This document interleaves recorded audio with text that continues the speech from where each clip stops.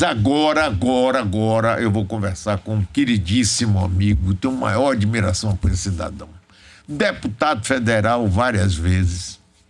Ali é homem de fé, grande lutador pela nossa democracia, professor Chico Alencar. Na última eleição no Rio de Janeiro, candidatou-se ao Senado, perdeu por Flávio Bolsonaro. Hoje é vereador do Rio de Janeiro, tá na batalha. Você sabe, Chico, que eu tenho uma alegria enorme em conversar com você. Tudo bem com você, meu amigo? Mário, a alegria é recíproca da minha parte, com você, com todo o povo aí da Bahia, que me comove muito, né? Anda com fé, eu vou, que a fé não costuma falhar. Nosso Gilberto Gil, querido amigo, ele agora é imortal na Academia Brasileira de Letras. E eu tenho sempre um enorme prazer de conversar com você sobre as coisas do mundo, da vida, da política nacional, local. Que bom que a gente está se reencontrando aí. Aproveito para avisar que já me deram uma missão penosa, eu que já estou querendo jogar mais recuado, mais devagarinho, estou na condição de pré-candidato a deputado federal. Que maravilha, Chico! Você não sabe a falta que você faz nesse Congresso Nacional.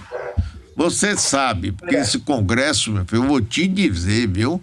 Eu nunca vi, rapaz, o domínio de tanta gente equivocada, digamos assim, educadamente de manhã cedo. Muito bem, eu fico muito alegre, Chico, muito. Você é um deputado de primeira, rapaz, de primeira. Vem cá aí, vereador, agora, como é que tá a sua vida? Mário, olha, você sabe que uma andorinha só não faz verão, no máximo pode anunciá-lo, mas eu estou aqui na Câmara do Rio, que é um micro-universo da Câmara Federal. Tem algumas pessoas de grande espírito público, de grande dedicação, de interesse, minoria, e gente que faz do mandato um bom emprego, uma espécie de empresa média pelos assessores que pode ter para operar a reprodução do próprio mandato e apenas, né? E uma turminha não é majoritária que degenera o mandato público, usa para abastecer negócios privados, faz todo tipo de falcatrua. Isso é degeneração da política no Brasil, que em boa parte é uma politicagem, né? A gente vive tempos até de deboche, né? Me permita, Mário, eu fiquei muito chocado ao ver que o ex-ministro da Educação, já estamos no 5º ministro da Educação na era Bolsonaro, em 3 anos e meio e 4 meses de governo, 5 ministros da Educação. Isso é um péssimo indicativo. Mas o ex-ministro, pastor piedoso, deixou a arma dele resvalar no aeroporto, quase mata gente, feriu uma pessoa de raspão. E ele adquiriu essa arma a partir de um decreto do seu então chefe, o presidente Bolsonaro, para flexibilizar a compra, a comercialização de pistola Glock, eu não sei direito o nome. A que ponto nós chegamos, né? Em vez de livros, o ministro da Educação tem um apreço especial para carregar na sua pasta pela arma de fogo letal. Isso aí são tempos sinistros, está tudo esquisito, tudo demorando em ser tão ruim, para citar mais uma vez o Gil e o Caetano. O Chico, eu estou conversando com o Chico Alencar, ele é vereador do Rio de Janeiro, foi deputado e é pré-candidato a deputado federal pelo PSOL. Você é o relator do processo do caso do vereador Gabriel Monteiro. Aliás, essa Câmara está bem frequentada, professor Jairinho, né? Agora esse rapaz, fora os outros. Como é que é essa história dele aí, Chico? Aliás, Mário, ontem deu polícia de novo na Câmara do Rio. Um vereador que é promotor de festas e eventos está sendo investigado aí por desvios no controle sanitário, sobre o qual ele teria alguma influência na gestão passada do ex-prefeito Bispo Crivella, uma das piores gestões que o Rio de Janeiro já teve. Mas vamos ao caso atual. Eu fui sorteado relator como membro do Conselho de Ética e Decoro da Câmara Municipal. Só um contexto, é uma figura nova no mundo da política brasileira que são eleitos a partir de sua atividade privada, particular, de youtubers, né? Como isso sempre aconteceu e é absolutamente legítimo. Um radialista, um apresentador de TV, um ator, um jogador de futebol, um lutador de boxe, gente que se notabilizou numa função que é privada, disputar a eleição, totalmente legítimo, e ganhar e ser eleito, né? Isso é normal. Antigamente, essas pessoas que eram apresentadores de programa de rádio ou de TV se elegiam mais, independendo de juízo de posição política, ideológica. Vou citar um exemplo terrível de uma pessoa de quem eu divirjo diametralmente e está ficando cada vez mais ensandecido nas suas posições violentas. Roberto Jefferson. Ele era lá atrás, todo mundo acha que a história dele é de deputado, presidente do PTB, presidente de honra, sei lá. Não, ele começou com um advogado que era um programa chamado Povo na TV. E com isso ganhou uma enorme notoriedade, se elegeu, mas ele, com as suas características, repito, que eu acho horríveis, equivocadas, ele ingressa nesse universo da política, ele dialoga, ele faz conexões com o mundo da política institucional, com o parlamento. Esses novos, jovens em geral, youtubers, influencers, eles quase sempre entram para lá, mas continuam dando muito mais valor a essa comunicação potente nas suas redes sociais. E não poucas vezes acabam usando os mandatos públicos para bombar e até oferir lucros e grana com a atividade de youtuber de influência. Aquele que tem o pedido de cassação feito agora lá na Câmara, na Assembleia Legislativa de São Paulo, o Arthur Duval, Mamãe Falei, que falou aquelas coisas horrorosas sobre as moças na aflição da guerra da Ucrânia, ele renunciou ao mandato agora, mas ele teve quase 500 mil de votos, Mário, para deputado estadual, e vem dessa geração youtuber aí. É isso mesmo. O Gabriel Monteiro é a mesma coisa, ele teve 60 mil votos para vereador, 10 mil votos a mais do que eu, por exemplo, que estou na estrada há muito tempo. Teve mais votos que o ex-prefeito César Maia. Ficou em terceiro lugar.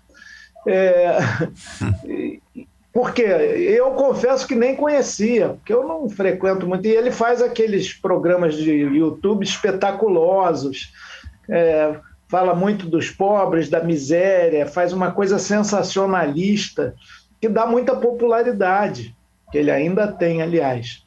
Só que começaram a chegar, no caso dele, denúncias terríveis de comportamentos muito precários, de uso, de pagar pessoas até muito vulneráveis, pobres, para serem atores involuntários de filmagens dele. Por exemplo, na representação que ele está tendo que responder, tem uma referência lá a ele contratar um morador de rua, em situação de rua, um mendigo, para que ele roube uma bolsa de uma passante qualquer, e depois aí o Gabriel, o vereador, chega e intercepta aí, justiceiro que resolve tudo.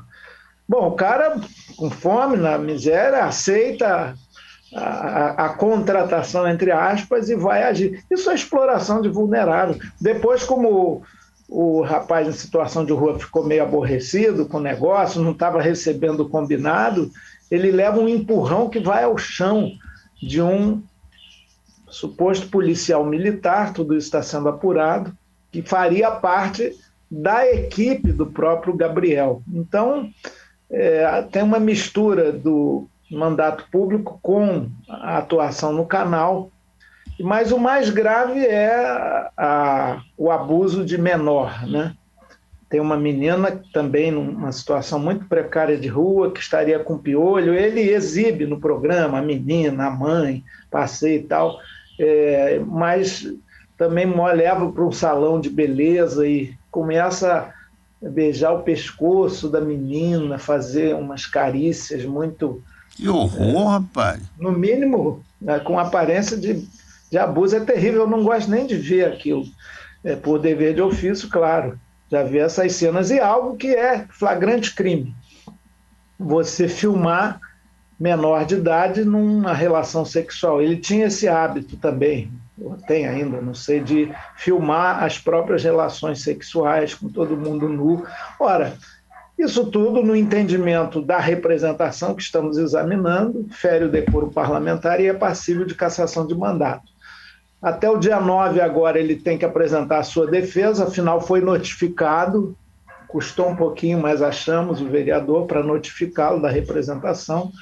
Até dia 9 ele apresenta a sua defesa e aí eu tenho como relator que fazer a instrução do processo, que não é exatamente igual a um processo judicial, é judicialiforme ou jus político. A moldura não é do Código Penal, mas do Código de Ética e Decoro Parlamentar. Vamos ouvir testemunhas, fazer todas as apurações e um mês prorrogável por mais 15 dias, eu apresentarei o relatório. As denúncias são graves e é claro que todo esse contexto depõe muito contra a credibilidade na política e a boa forma de exercer a representação parlamentar. Sem dúvida. Eu estou conversando com Chico Alencar, grande figura, ex-deputado federal, pré-candidato de novo a deputado federal, agora vereador do Rio de Janeiro. Chico, e Freixo, como é que está aí a candidatura dele, a pré-candidatura? O Freixo, meu companheiro, trabalhamos juntos, inclusive, uma pessoa por quem eu tenho grande estima e admiração. Ele, como é conhecido, saiu do PSOL para ter mais abertura nas coligações, mais flexibilidade em certas posturas. Uma escolha dele, que eu lamentei, discordei, é claro, mas tudo bem, está num partido aproximado aí, que é o Partido Socialista Brasileiro, o PSB. Sim, eu sei. E ele está bem nas pesquisas, ponteando disputa pelo governo do Estado, mas uma figura que era desconhecida, o vice do Witzel, daquele breve, né? Chamado Cláudio Castro, que com a cassação do Witzel por corrupção, foi a ilusão, né? Ele, bolsonarista, acabou saindo, divergindo lá do Bolsonaro, aí houve muita denúncia de corrupção, sobretudo na área da saúde, em plena pandemia. Bom, de qualquer maneira, o Cláudio Castro virou governador, ninguém o conhecia, e pouca gente conhecia, e agora ele tem a máquina do Estado, né? Os royalties do petróleo dando recurso, então ele é um candidato forte também. E o nosso Freixo está fazendo debate, o PSOL vai decidir no dia 14 de maio, como ente coletivo, como partido, se o apoia ou não, se faz uma coligação ou não.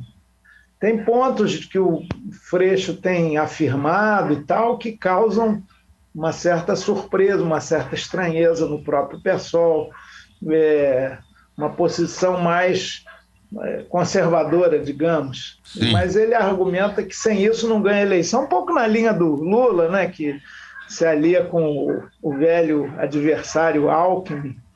Enfim, uma situação de muita complexidade, mas a tendência do PSOL é apoiar o Freixo a partir de alguns pontos programáticos e está na luta, né? É a principal alternativa a esse quadro político do Rio de Janeiro, onde milícia tem muito poder, onde há forças de poder paralelo que acabam impedindo que o próprio Estado exerça a sua função.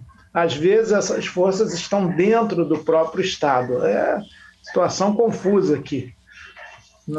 Mas, Chico, tem horas que eu paro para pensar e fico achando, cara, que maldição é essa que baixou, rapaz, sobre o Rio de Janeiro, que sempre foi, rapaz, da minha geração, por exemplo, aqui da Bahia, e no Rio de Janeiro era ir no paraíso, né? Tudo, culturalmente, beleza, estilo de vida, modernidade, liberdade. De repente, rapaz, o que tem de pior em governo foram parar no Rio de Janeiro, Chico. Na verdade, não foi um raio em céu azul. O Rio ainda tem essas potencialidades todas, sim, essa beleza natural, claro, fantástica, continua lindo, continua sendo também um povo hospitaleiro em geral, mas o agravamento da situação social, a perda do status de capital. Você veja Brasília, que eu conheço bastante bem. Ali no plano piloto é uma beleza, do ponto de vista social, do ponto de vista até da organização urbana, dos serviços públicos, no plano piloto. Você vai saindo dali para as antigamente chamadas cidades satélites, que fazem parte do Distrito Federal, você vê o Brasil com a miséria mais aguda e mais profunda, a crise mais terrível, né? Então, isso é um quadro muito crítico, né, que vem se agravando ano a ano. E a elite política, a casta política, na sua grande parte, ela acaba também muito degenerada, muito corrupta. De fato, não há Estado nenhum do Brasil que tenha esse quadro, esse laurel de 5 ex-governadores que já estiveram na prisão, um ainda está e não vai sair tão cedo. Isso é sinal, até de um lado, de que a justiça também funciona um pouco, lado positivo. De outro, de que, na verdade, quem está investido da função pública, muitas vezes, a desonra tremendamente. E no Rio de Janeiro isso é muito agudo, é muito triste. Mas eu acredito, né? Se não fosse isso, eu ia embora, né, daqui. Mas eu acredito que o Rio de Janeiro ainda pode se salvar, né? Tem uma canção lindíssima do meu saudoso amigo Aldir Blanc, que morreu de Covid há 2 anos, no início da pandemia, em maio. Aliás, vamos completar esses 2 anos agora. O Aldir, o Moacir Luiz e o Paulo César Pinheiro fazem uma música chamada Saudades da Guanabara, mas o refrão é esse, né? Brasil, tira as flechas do peito do meu padroeiro, que São Sebastião do Rio de Janeiro ainda pode se salvar. Rapaz, você falou numa coisa interessante aí, Chico. Você se lembra que durante o regime militar, os militares resolveram juntar a Guanabara, que era o estado da Guanabara, com o estado do Rio de Janeiro. O almirante Faria Lima foi ser o interventor e fez essa fusão. A partir daí também mudou muito o perfil, né? Porque a Guanabara era uma cidade assim, vamos dizer, uma população mais avançada, mais progressista, mais com a visão mais do mundo, não é? E aí aquela fusão me parece, eu não sei se você concorda com isso, você que é professor de história e entende bastante disso, que isso foi uma forma de abafar a Guanabara, que era tido como um estado rebelde, digamos assim. O que é que você acha disso? Na verdade, o estado da Guanabara ele tinha uma vocação muito crítica ao regime militar, oposicionista até. O próprio Negrão de Lima, que foi o último governador do estado da Guanabara, que eleito, assim, ele era de oposição, claro, um MDB ameno, uma oposição consentida. Mas aqui transcorreram muitas manifestações estudantis e populares muito grandes, a passeata dos 100 mil em 1968, e ainda havia um peso muito grande, em função de ter sido a capital federal, de fato, o estado pequenininho, né, miudinho, menor do Brasil, uma população mais politizada, mais informada, até os quadros mais conservadores e da direita eram bem qualificados, não é essa direita, essa extrema-direita que tem aí hoje, completamente tosca, né, absurda, que vive do deboche e da postura desqualificada. Era, por exemplo, um Carlos Lacerda. E tinha também... O Brizola foi eleito deputado federal pelo Rio, com uma votação estrondosa, ele gaúcho, mas a cidade tinha uma tradição, cidade-estado, né, de acolher todo mundo, tem ainda. A gente não é xenófobo, entre aspas, não é assim. Tem que ser carioca da gema, senão não presta. Isso é uma bobagem.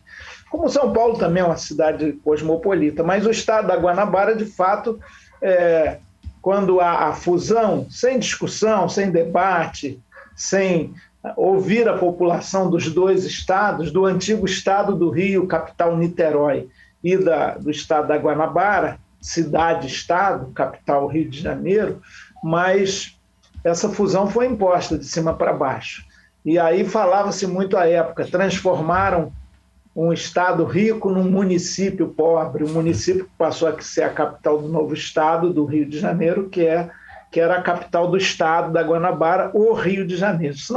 Eu sou professor, já fui professor do ensino fundamental e médio, dá uma confusão danada na cabeça das crianças aí. Mas é isso. Eu entendo que foi uma medida basicamente política, né, político-administrativa, para diminuir o peso de um polo forte de oposição. Isso, exatamente. Elegia senadores, o estado da Guanabara, sempre de oposição. Agora, a essa altura, né, você desfundir seria muito complicado. Eu acho que o Rio de Janeiro está se construindo como um estado desde então, desde os anos 70 do século passado, e nós vamos adquirindo cada vez mais, com todos esses solavancos e regressos e roubalheiras e líderes corruptos, de fato, mas estamos construindo a nossa identidade como Estado, né? E isso é um processo. Eu vejo lá em Brasília as bancadas estaduais da Bahia, de São Paulo, de Minas, do Amazonas, do Rio Grande do Sul, enfim, todas, elas têm muito mais unidade de identidade das suas regiões do que a do Rio de Janeiro. Então é um processo ainda, mas eu aposto nisso. Se tivesse um plebiscito para desfundir, eu, em princípio, claro, preciso analisar mais tudo, seria contra. Agora é que nem tirar a capital de Brasília e voltar para o Rio. Não tem mais sentido. Tem gente que defende isso, né? Você sabe. Valeu, Chico. Olha, que alegria conversar com você, viu? Se eu fosse eleitor do Rio de Janeiro, meu deputado federal, eu não tinha a menor dúvida que seria você, viu? Todo sucesso, Mário. Boa sorte e vamos continuar conversando, que é uma alegria para todos nós e para mim pessoalmente. Para mim também, Mário, muito bom. Deixa eu dar uma notícia, uma informação. Nós aprovamos antes de ontem na Câmara Municipal do Rio uma mudança na lei orgânica, que é a Constituição do município, que acho que é inédita no Brasil, proibindo vereador de auferir lucros na sua atividade de comunicação, youtuber, seja o que for, quando se trata de informar ou comunicar atividades inerentes ao seu próprio mandato. Por exemplo, você vai fiscalizar um órgão público, você fazer daquilo um espetáculo, um show, para botar nas suas redes, ser monetizado por isso, não pode mais. É bem o que esse Gabriel Monteiro faz, aliás. Mas pelo menos isso já se resolveu. No Rio de Janeiro está terminantemente proibido ganhar dinheiro no mundo virtual com atividade remunerada a partir da veiculação de atividades para as quais o você parlamentar já é bem remunerado, atividades públicas. Então, nós vamos avançando por aí. Ótimo, parabéns. Um abração para você, Chico. Igualmente, Mário, um bom dia a todos. Bom fim do mês de abril, está acabando abril.